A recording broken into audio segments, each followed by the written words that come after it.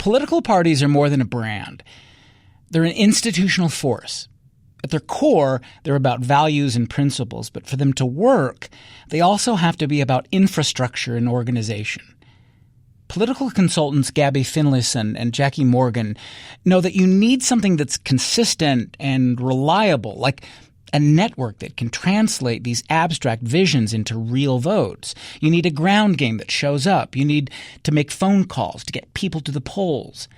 Finlayson and Morgan are Democrats who help candidates get elected. They've worked in other places, but these days they're focused on Utah, where they both grew up. A few years ago, they started a consulting company called Elevate Strategies. And one thing they learned early on, politics is about ideals, sure. It's also about operations, yes, but sometimes it's just about solving a problem. You'll hear Jackie first. It was 2022, and we had a lot of really important elections going on.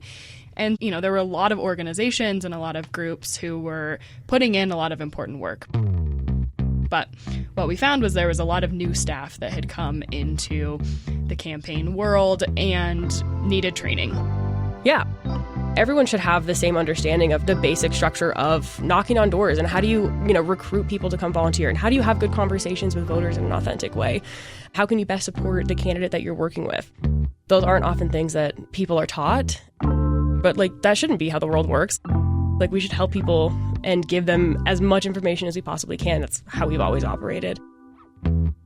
And we've all worked on separate campaigns across the country, and we all had various training decks from all of the work we've done. We had 100 PowerPoints that we were trying to combine into one, and so we all sat down, took our various training decks to see which content was the best to be able to do this training. And we got a venue. We had to go buy a projector. I forgot about that. And we had a bunch of people that wanted to come, 30 people. But after we had prepared for all of the things, we realized that we didn't have enough chairs for all the people that were coming when we went through the RSVP list the night before. As campaign people, we often feel like we're professional problem solvers. You got to have a backup plan to your backup plan. We got to figure it out. And so immediately, jumped into action. Let's figure out what to do. If you can't solve the problem, nobody's going to solve it for you. So you better figure it out. And is the whole philosophy of our company. Someone's got to solve this problem. So we called everybody that we knew who could potentially have enough chairs for us to borrow for this training. The Utah Democratic Party. The Quality Utah. The unions. Yeah. The Salt Lake County Party. I think we called Planned Parenthood. I don't know. We called a bunch of people. And no one had enough chairs. Mm-hmm. And so we started doing what we do and looked on Facebook Marketplace for... Shout out. for some folding chairs, and we found a listing for some very dirty back of somebody's garage used folding chairs. The white ones, the white plastic ones, metal legs, plastic back, that one. So we reached out. They're like, yeah, sure, you can have these folding chairs, whatever. It was a company that I think did both weddings and they had a bunch of circus stuff too. I don't know what it was, but God bless them. So we bought the chairs, and it was the first company money that we spent. It kind of became, for our first year of our company, a bit of our philosophy for us, right? If you want to get people in the room, sometimes you're going to be the one that needs to bring the chairs and help people show up. And on the 1-year anniversary of buying those chairs, we all got matching chair tattoos. For so long in Utah, there haven't been competitive elections. Republicans have had control of every branch of government.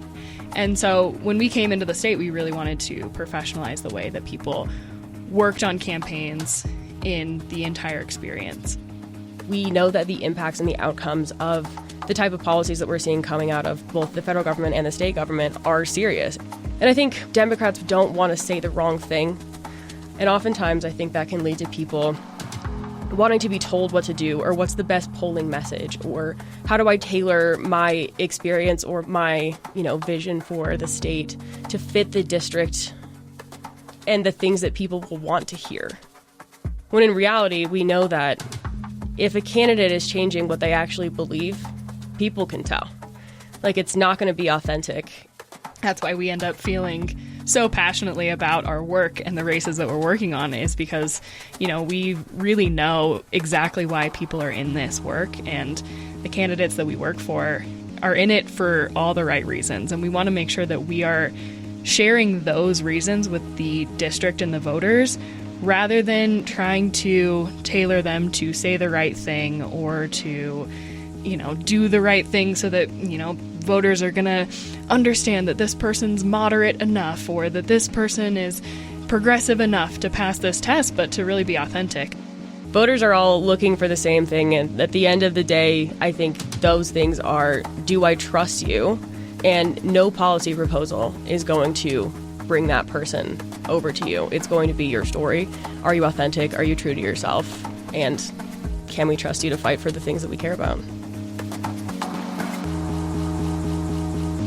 This is RadioWest. I'm Doug Fabrizio. Today in the program, we're continuing a conversation we started last week about the future of Utah's Democratic Party.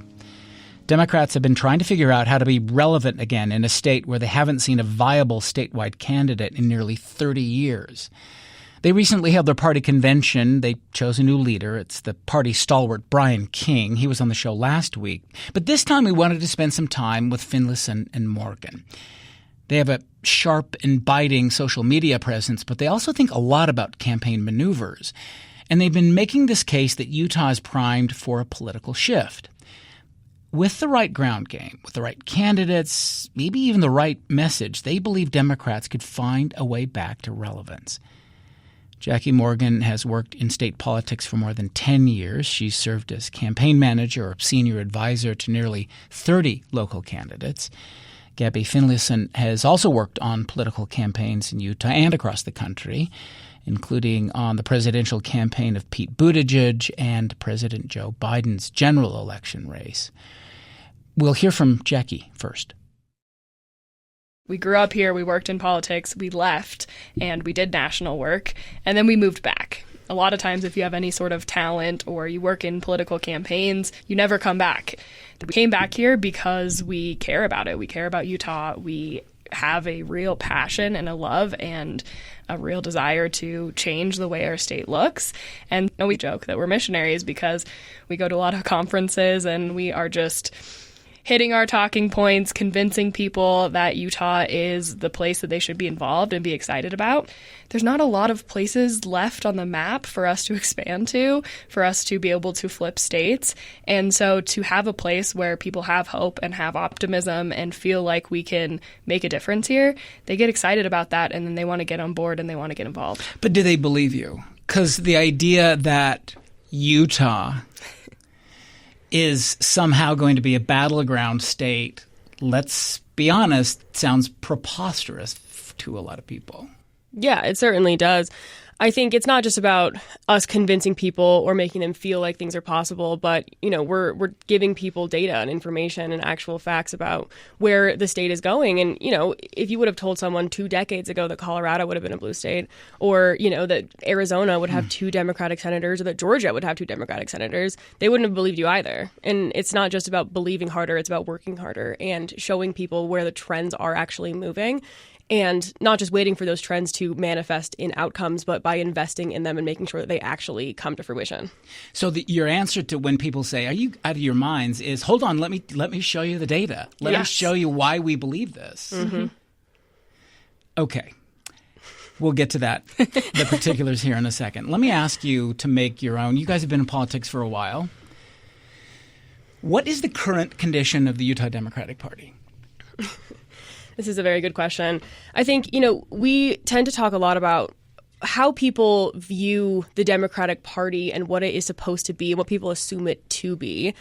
And that being very different from what the actual structure of what the party is. And, like Jackie mentioned, we have worked in, 10, 12 different states across the country.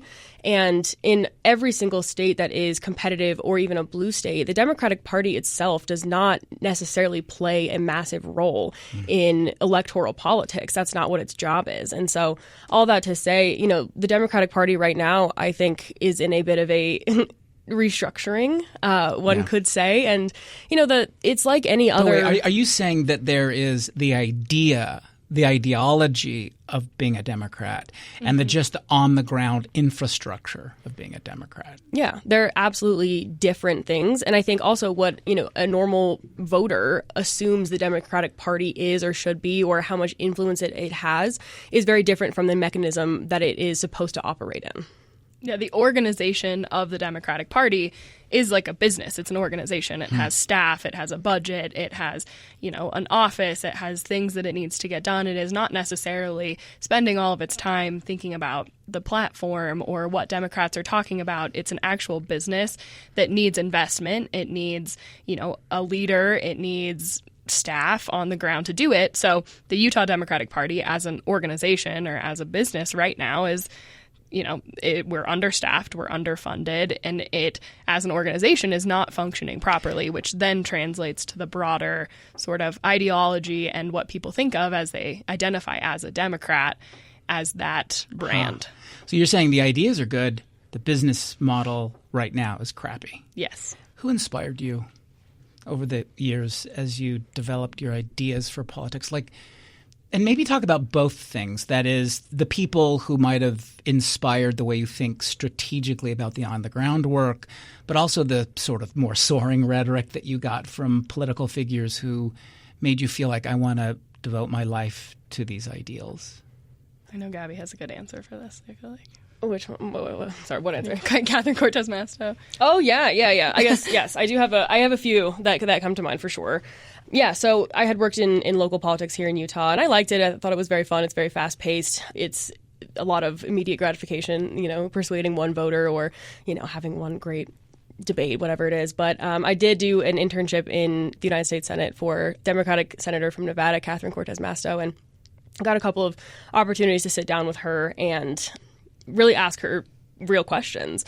A lot of the other interns were, asking her about policy and, how things get done and the structure. And she looked at me and she asked if I had a question for her. And I said, this was in 2019, right after the longest government shutdown at the time, and was really fascinated by the way that she's still able to work with these people that she is so ideologically different from. And that, there are things that are said every day that are so offensive. And so I asked her how she was able to work with these people, and she kind of stopped and said, you have to find common ground where you can and hold your ground where you can't. I think that is very much the way that we approach politics, because we know that in a super minority party, in a supermajority state, it's nice to have people that you agree with 100%. And a lot of people tend to still want to have these purity tests and are you the right kind of Democrat? But we have to build unexpected coalitions in order to make progress. And that doesn't mean that you compromise on the ground that, you want to stand firm on. But it does mean that you have to find common ground without compromising on your values, which is a lot of what we talk with our candidates about. I didn't want to put you on the spot with that question, by the way, and I should have sort of warned you that was coming. But No, that was a okay. really good answer. But Jackie, was there anything that comes to mind for you? Yeah. So in 2020, I was working for a national education advocacy organization. I was national campaigns director.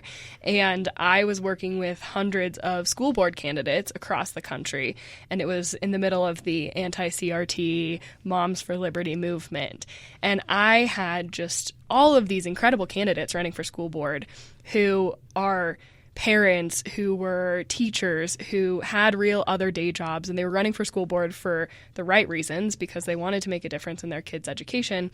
And they got wrapped up in this national rhetoric and all of these culture war issues, and we had to navigate it in different ways.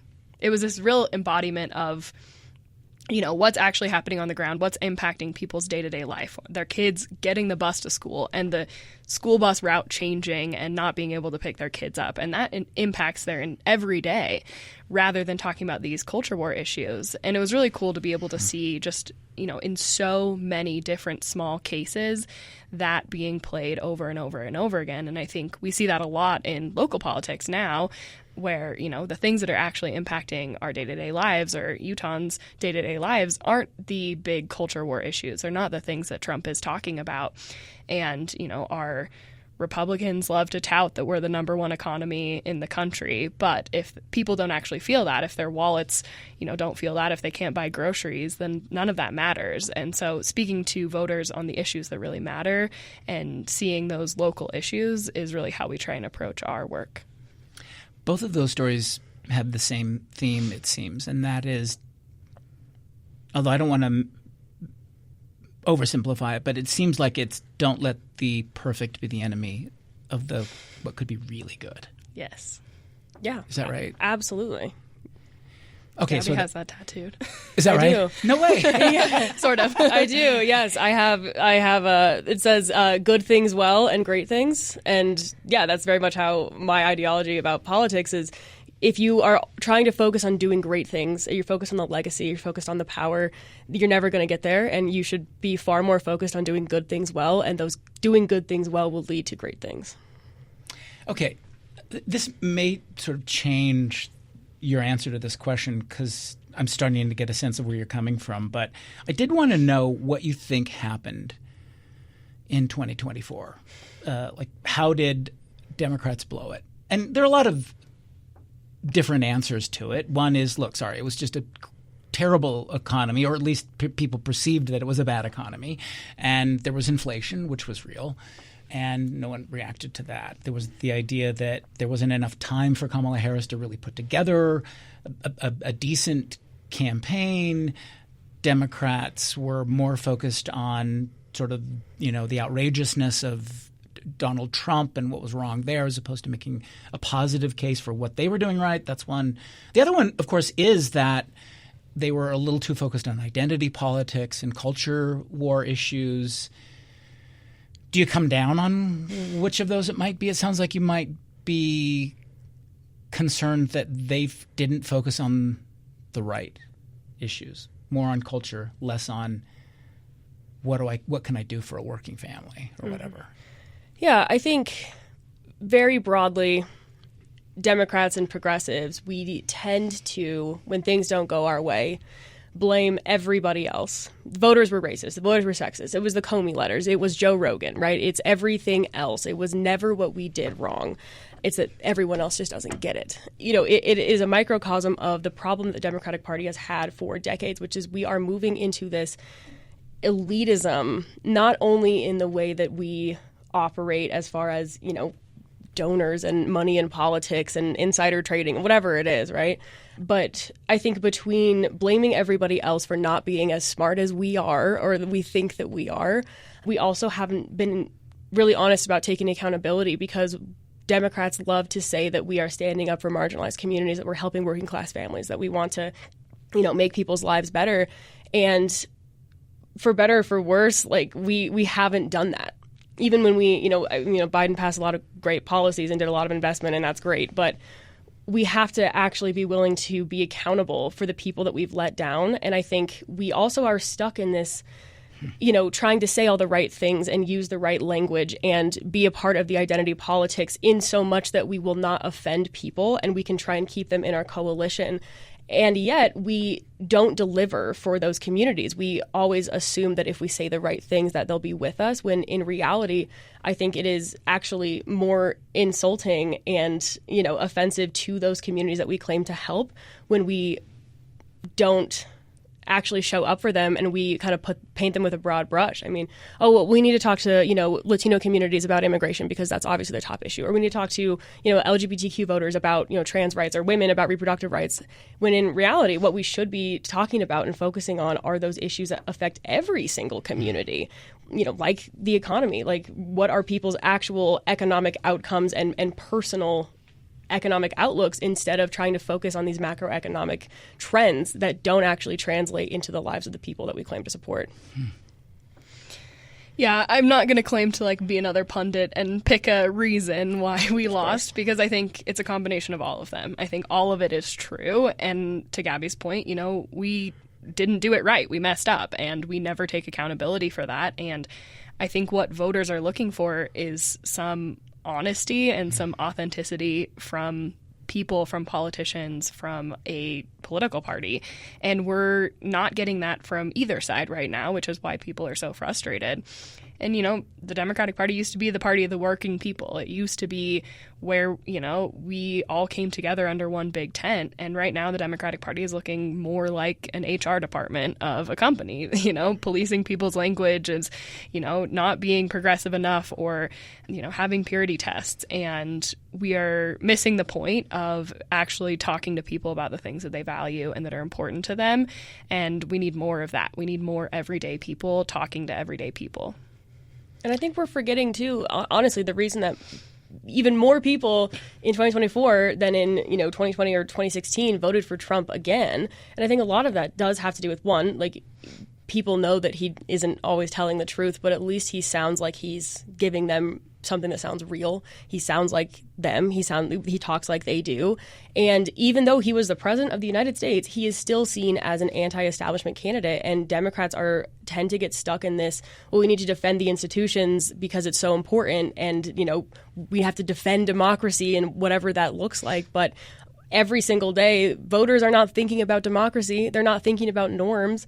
And as long as we are stuck in this cycle of defending institutions that have not served people, we are going to continue to lose ground with everyday people. That's Gabi Finlayson and Jackie Morgan. They're senior partners of the local political consulting firm Elevate Strategies. You can find their social media content on Instagram and TikTok at elevate_Utah. We'll take a break and come back in a moment. You're listening to Radio West.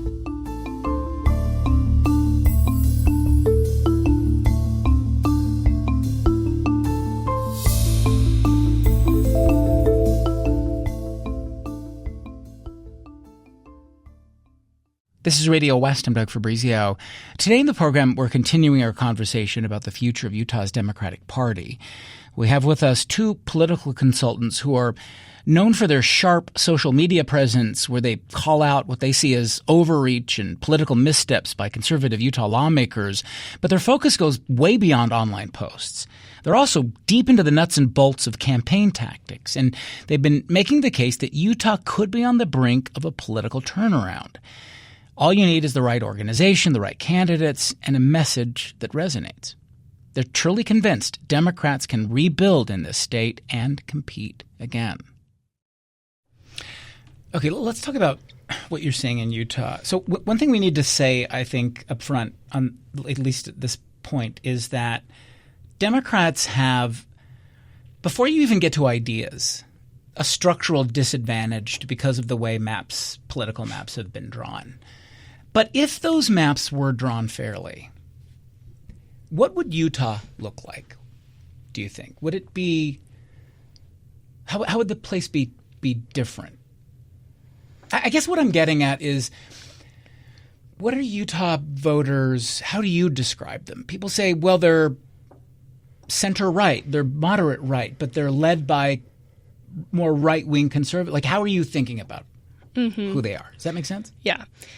I think, Utah often gets classified as the most conservative state in the country, where we really are not the most conservative state in the country. We might, have Republicans in all three branches of government. We might have supermajorities. We might, vote number one for the Republican candidate for president every year. But that doesn't mean that we are the most conservative state in the country. And I think oftentimes LDS voters are not conservative in their values or in their views, especially when you look at issues. I mean, LDS voters on things like immigration are actually fairly moderate to liberal. And so, looking at issue-based and values-based beliefs is very different than looking at our election results. And unfortunately, since we have supermajorities of the Republican Party, they get caught up in whatever the National Republican Party is doing, and they follow along. And we see that in all of our leaders. They get caught up in the national brand of Republican Party politics, and then we get seen as conservative. And the legislature right now, being a supermajority, doesn't reflect Utah. They are a monopoly that has the ability to pass whatever they want, which oftentimes is copy-paste legislation from other very Republican states and isn't actually what voters feel. I mean, you see that with the ballot initiatives that we pass statewide on issue-based things that then get torn apart at the legislature and sent to the Supreme Court.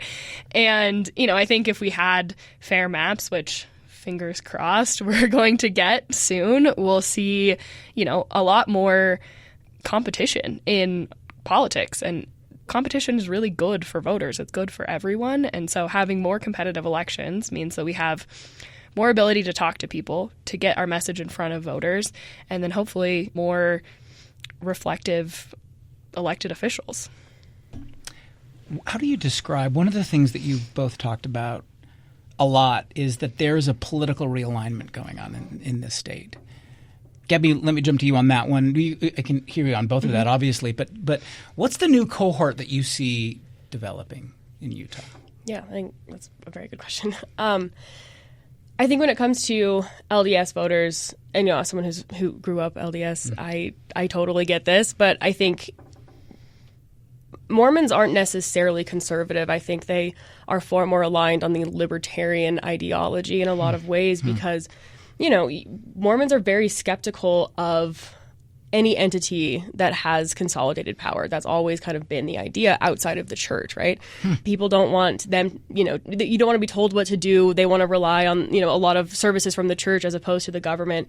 And I think right now the Republican Party, both nationally and in Utah, I think they're overplaying their hand in this idea that they can be over-involved in people's lives. And, the party of small government is no longer the Republican Party because they are out here dictating what people can and can't learn, what kind of flags they can fly, these pieces that are so far outside of what I think people used to see the Republican Party as. And, as we've worked all over the state over the last, 3 years, we have heard so many traditionally Republican voters tell us that they don't feel like they've left the Republican Party, but that the Republican Party has left them and that they don't feel like they have an ideological home. And so I think it is a very interesting combination of these people that no longer feel like they identify with the Republican Party broadly, the legislature overplaying their hand and kind of giving people the opening to look for something different. But we also have a lot of new people moving into the state. We're the fastest growing state in the country, partially because people are moving here, but also because we have a very high birth rate here in Utah. And we know that younger people are far less interested in ideological rigidity as some of the older generations. And they have also been exposed far more to queer people, to people of color, to different ideas that maybe weren't as prominent, a few decades ago. And so there is this moment that we're in where people are looking for something different because the Republican Party is not serving them. But I think as Democrats, we also have to be honest about the fact that Democrats have also not served them. And I think part of this is, one, having more competitive elections and having more Democrats that are actually out there telling voters what they stand for and what they want to do in an authentic way instead of what we tend to do as Democrats broadly across the country, which is let Republicans define who we are and I really set the table for the discussion and letting voters fill in the blanks about each individual candidate, about what they believe because of what they've been told about Democrats. I think the other thing that we see a lot of in Utah is apathy, and especially with the younger generation, especially with Democrats in Utah, is this, What's the point? What's the point? My vote doesn't count. Why should I even vote? It doesn't matter. I'll just register as a Republican. This apathy perpetuates this cycle. It continues this, we've lost everything, so we're never going to win. And if we had some more competitive elections, if we had fair maps, if we had a narrative in Utah that we had competitive elections, people might actually vote and we might actually see some change because you're reducing that apathy in people who feel like their vote doesn't count. And so I don't think we've ever seen the full picture of turnout for Democrats in Utah because of that angle and giving people some hope. We often talk about hope as a strategy. Like, it's really easy to be apathetic. It's really easy to be cynical.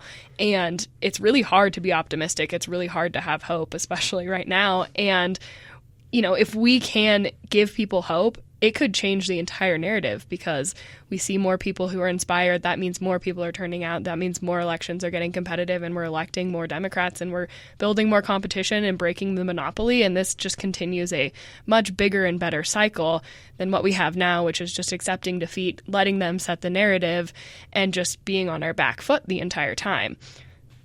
Yeah. How much attention are you paying to the sort of intra-party politics in the party? There was a convention, of course, state convention. And it seemed to be that there wasn't just two approaches that were presented. It seems like there were various, but it kind of seemed to amount to we need to appeal more to moderates, be more accepting, strip out the purity tests. And the other one was maybe not a counter to that, but get rid of the old guard, lean in, be proud of who we are. And it sounds like what I'm hearing from both of you is a little bit of all of that. I mean, Brian King ends up winning. What do you think about the approach that you're hearing that was being debated at that convention?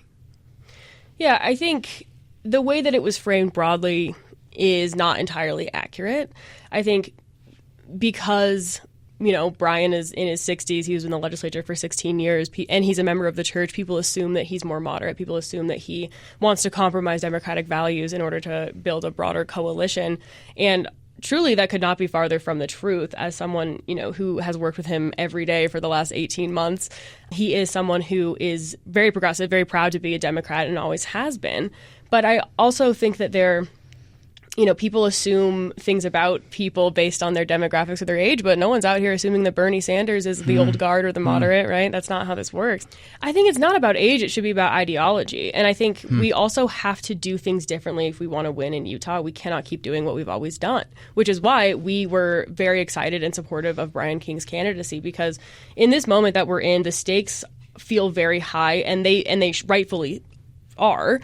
For us, it was we can't take a chance. We need someone who knows how to raise money, who knows how to run an organization, who knows how to run a business, to Jackie's point, in order to actually make the progress that we need to make, because whether you like it or not, money in politics is everything. And that is exceptionally important. And I do think it's a false choice to either stand on progressive values and to bring in more disenfranchised Republicans and independent voters. Most people are not making their determination on who to vote for based on one single issue. They're just not.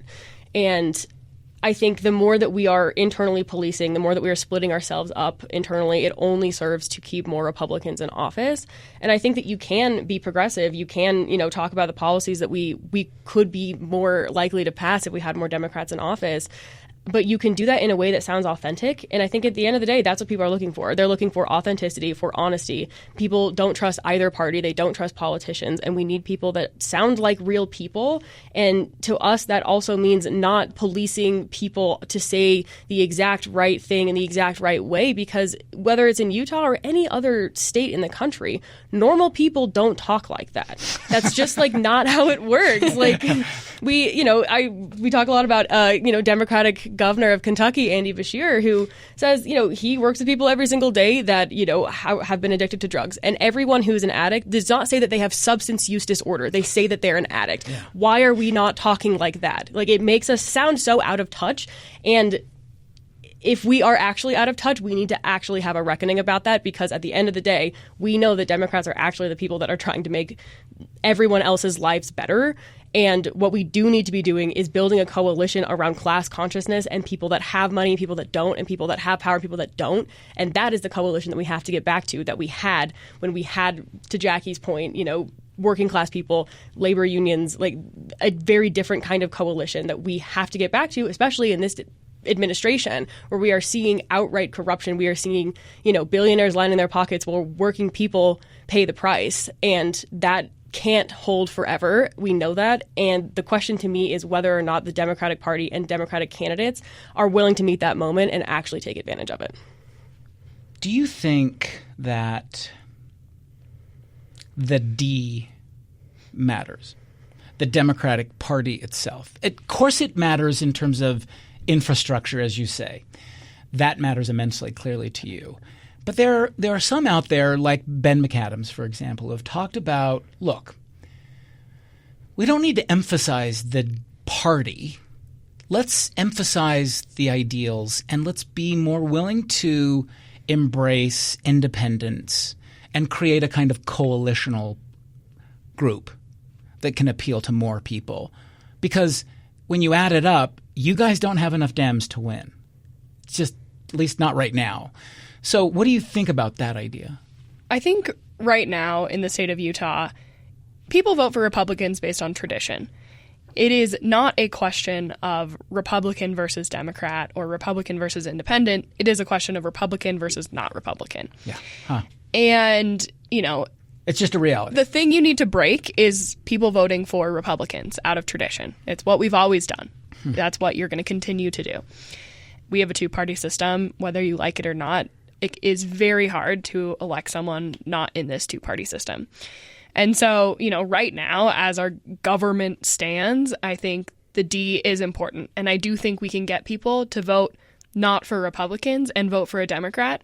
And that's not to say that Democratic candidates can't run away from the Democratic Party. They can differentiate themselves from Nancy Pelosi and the National Democratic brand, and especially Utah Democrats. Utah Democrats are very different than the rest of the country. And why aren't we talking about that? Why aren't we showing people what a Utah Democrat is? And I think that is a possibility. And I think we can get there. I truly believe that we can elect Democrats probably faster than we can elect independents. How is a Utah Democrat different from a national Democrat? I think it's kind of what we've talked about. I think when we have Democratic candidates in Utah who take their, P's and Q's from the National Democratic Party that's, has these D.C. consultants or people in New York or California, they have the ability to talk far more about some of these more progressive issues and to, really fight back against the Republicans.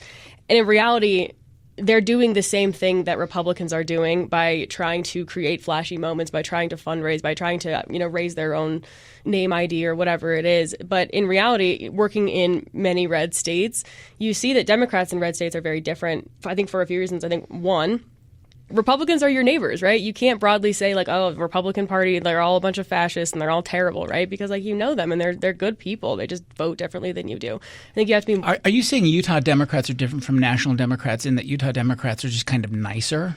No, I'm saying that they have to talk. I don't mean that in a facetious way. No, I'm not saying that they're nicer. I'm saying that you have more exposure to Republicans and you understand where they're coming from a little bit more. Yeah. And I think you can relate to them when you're making your case. Exactly. Okay. Or you've been there, or you've been one. Right.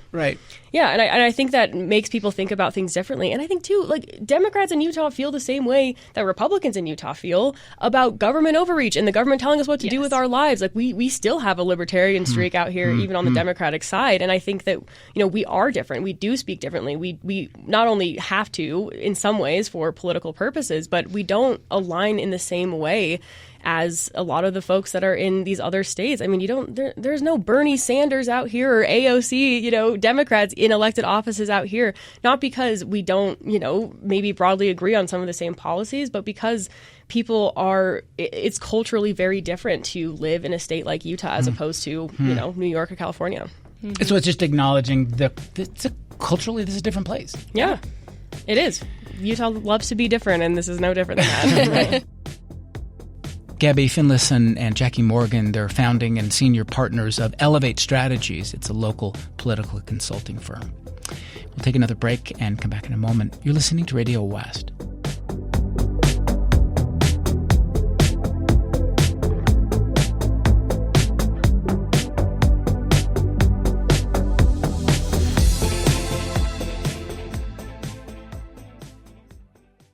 This is Radio West. I'm Doug Fabrizio.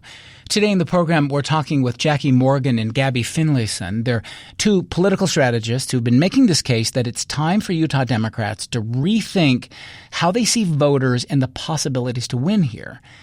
They're both Utah natives who say the party is focused too much on ideological purity and has stripped out the personality that makes a candidate relatable.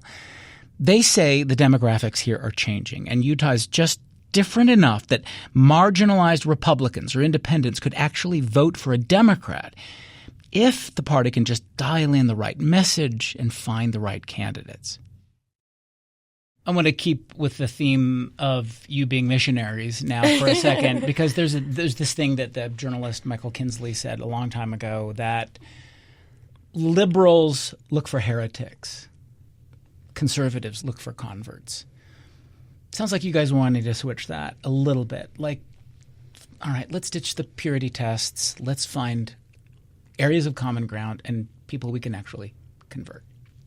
Yeah, absolutely. I mean, to your point, we clearly do not have enough registered Democrats who vote Democrat every single time to be winning in places outside of where we are absolutely going to win, right? That's just the reality of the situation.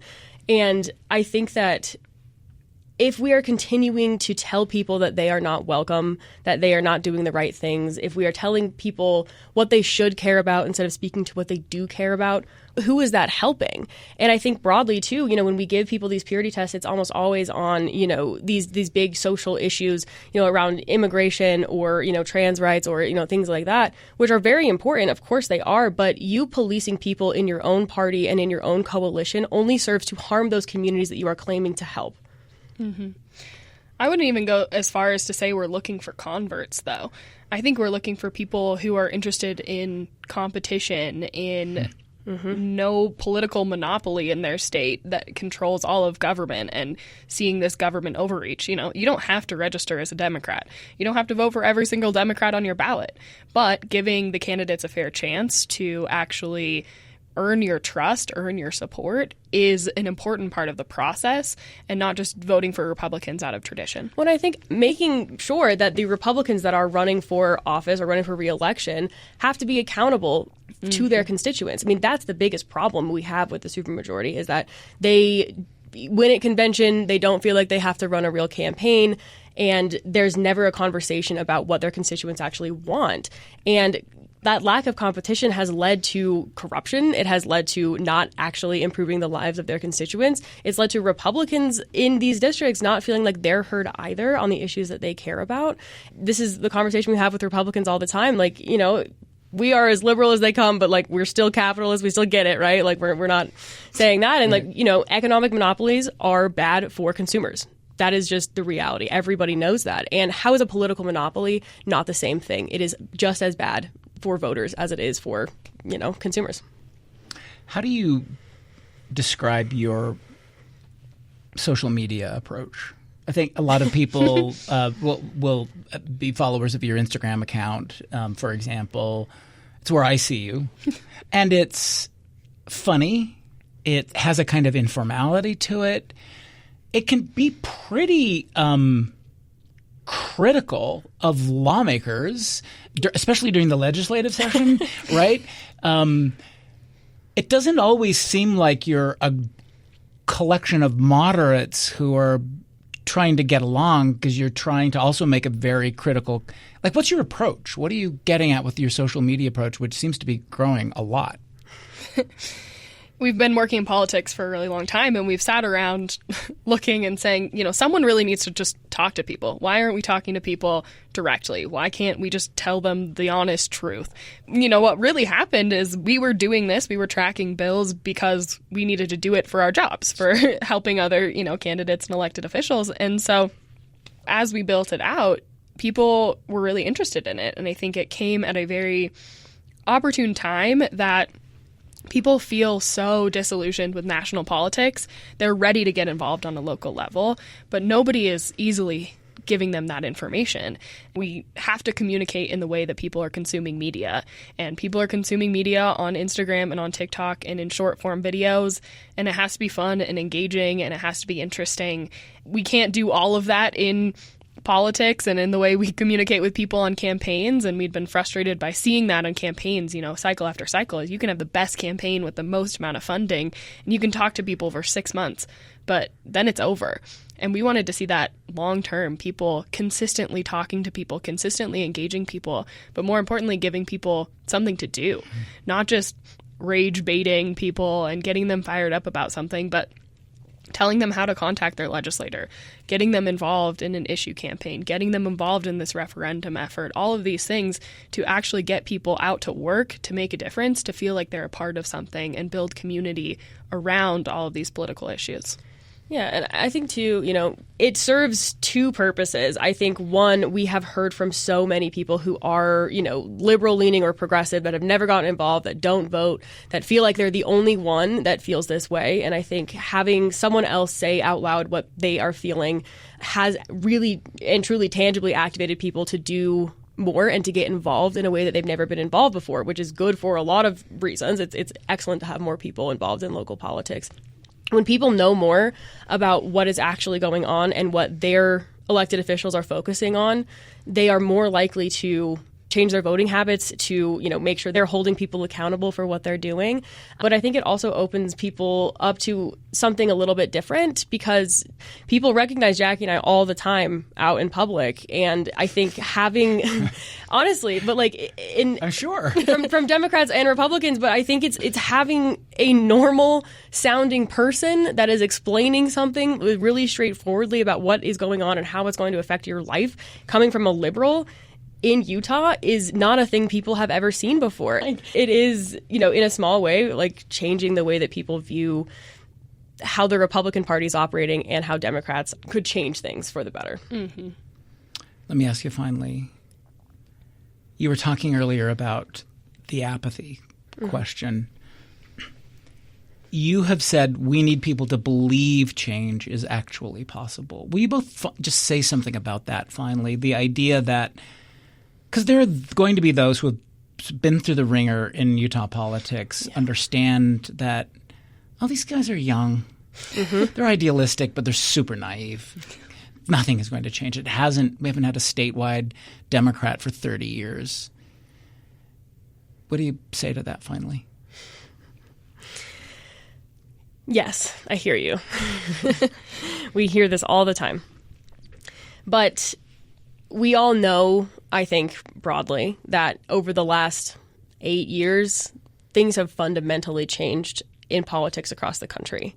And so every time someone tells me, well, we tried to run a campaign in this district 20 years ago and it didn't work, so we should focus our priorities elsewhere, I am not interested in that conversation. Things have fundamentally changed. And the reason that we started our company is because we weren't seeing the type of professionalized, well-run, well-funded campaigns that we know are actually the most important piece of winning people over and to doing the work to share who these candidates are and what they want to do. And so I think, one, we are running very different types of campaigns with our candidates that are far more focused on who people are, on what they actually want to deliver for people's lives. And we're running them in a far more robust way than we've seen in the past. I don't know if you want to go into all the other reasons that we love Utah and are positive about it. But yeah, we'll give you some of our stats that we give to people. So Utah's the youngest state in the country. I've heard these, but keep going. Yeah, they're great. We'll give it to. We're the youngest state in the country. We're the fastest growing state in the country. We are the most college-educated red state in the country. There are 3 states that are more urbanized than they are rural that are still red. Those are Tennessee, Texas, and Utah. Utah is the far easiest of those 3 to be able to make a difference in. 24 out of the 29 counties in Utah swung away from the GOP between 2012 and 2016. And in places like Provo, we have seen shifts swinging from 52 points towards Democrats in the last 10 years. 20 years, yeah. 20 years. Mm-hmm. LDS voters, especially young LDS voters, are the largest shifting voting bloc to the left of any other voting bloc. And, we can give you all these facts and we can talk about all these changes, but it's not going to change because the demographics are changing. We have to do the work to change it. And that's the thing that I think is the hardest thing to do.